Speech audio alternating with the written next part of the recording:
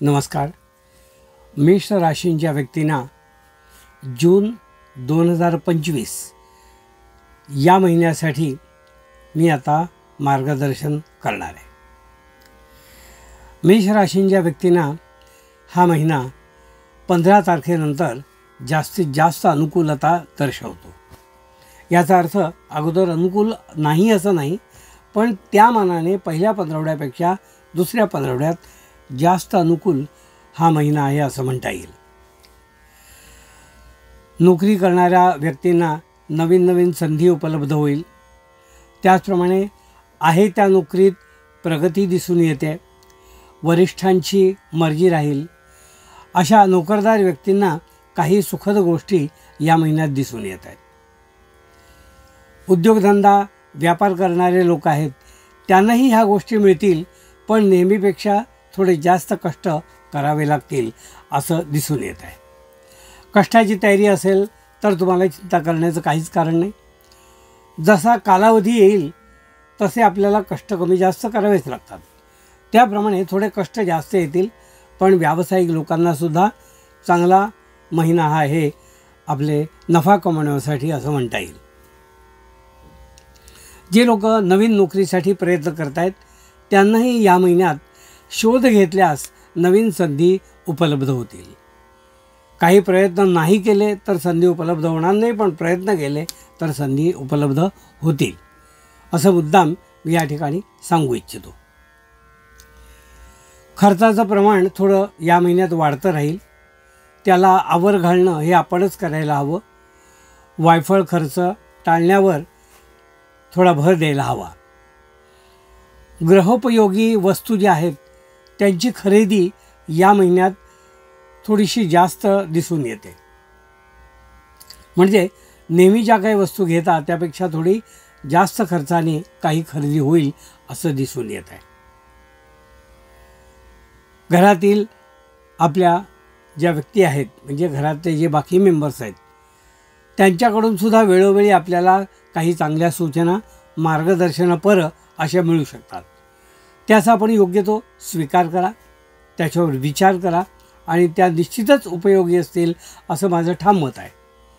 म्हणून मेष राशींच्या व्यक्तींनी कोणालाही टाळू नका.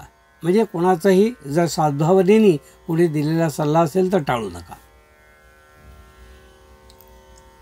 उत्पन्नाच्या बाबतीत या महिन्यात मागे लागलं तर जुनी येणी वसूल होतील.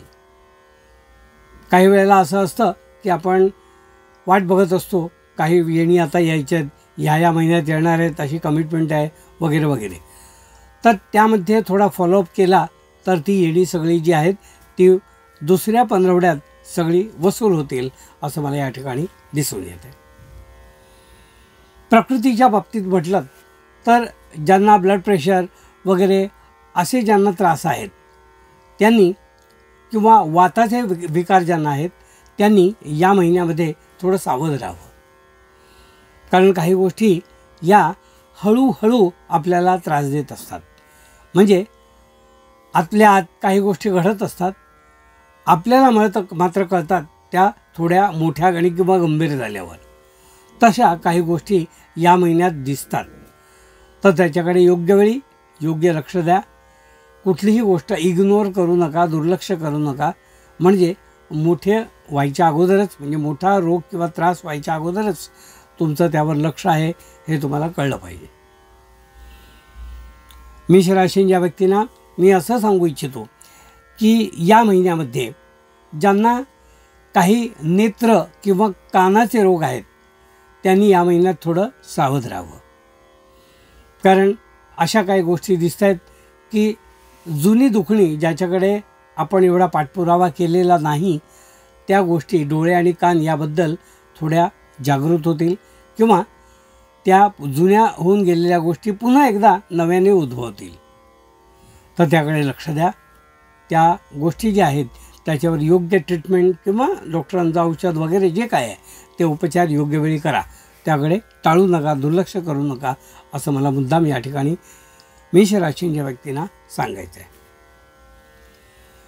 मेष राशींच्या व्यक्तींना मी असं सांगू इच्छितो की या महिन्यामध्ये शिक्षण घेणारी जी मुलं आहेत त्यांनी या महिन्यामध्ये उत्तरार्धामध्ये आपल्या अभ्यासामध्ये पाठांतर किंवा रिव्हिजन करण्याची जास्त गरज आहे.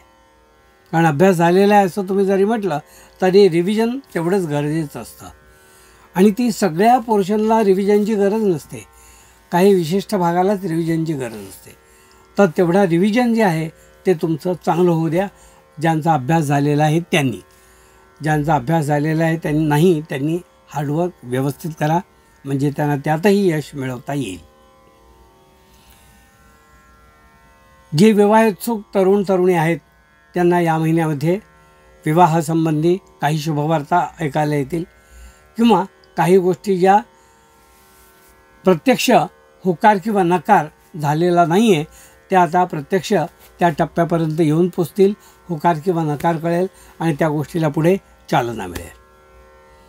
ज्यांचे काही मित्र किंवा मैत्रिणी आणि यांचं प्रेमात रूपांतर होऊन लग्नापर्यंत गोष्टी घडायच्या आहेत तर त्यांनीसुद्धा या महिन्यामध्ये असे निर्णय घ्यायला हरकत नाही की जेणेकरून त्यात प्रगती दिसून येते.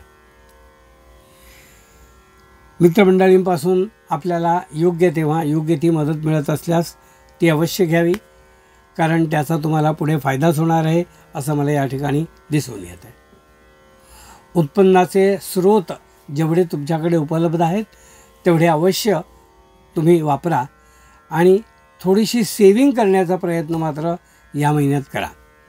कारण काही नाहक खर्च तुमचा होतो आहे असं दिसतं, तो खर्च टाळून तेवढं सेविंग करता आलं तर त्याचा जास्त पुढे फायदा होईल असं या ठिकाणी दिसून येतं.